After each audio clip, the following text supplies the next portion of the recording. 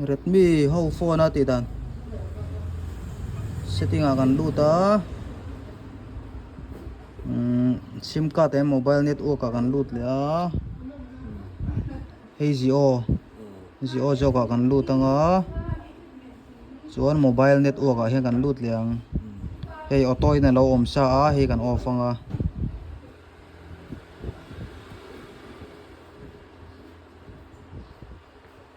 chuan manual in a zong don ni ti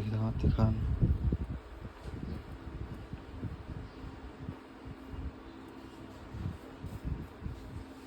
zong ta chara hi Redmi phone ati dan ni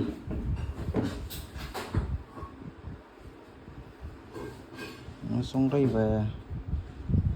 Airtel lại chơi này thôi rồi Airtel là mang lái được wifi là HP rồi mà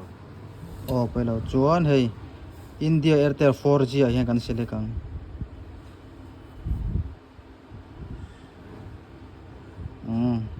thì khan Jio chu network om tong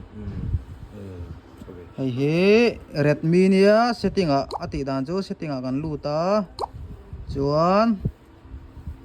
notiron thleng hal jong mai hey sim card mobile network a hian kan lut liang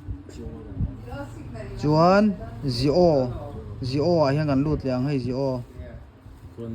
chuan mobile network a hian kan lut lenga thì khan ni mai automatic select network hian om sa kha kan off anga manual in kan zom tiranga Airtel kha kan thlangang thì khan ni mai Airtel ati Jio Redmi phone ho ati da Oppo phone ati da kan soi liang hey setting a kan lu tanga nai setting ania chuan sim card mobile net data hian kan lut lenga chuan dual sim in man chuan in Jio jok a khan in lut ang la hian hei hi Jio jok a mang ta sim on jok ke chuan a hnuai ber carrier a hian in lut leang chuan hei sars ngal ta hei achunga helaya auto select hi auto a om sanga kha khain off anga chuan network hi asar sanga hei India Airtel 4G hi in select ang kha Oppo ho phone ti dan ani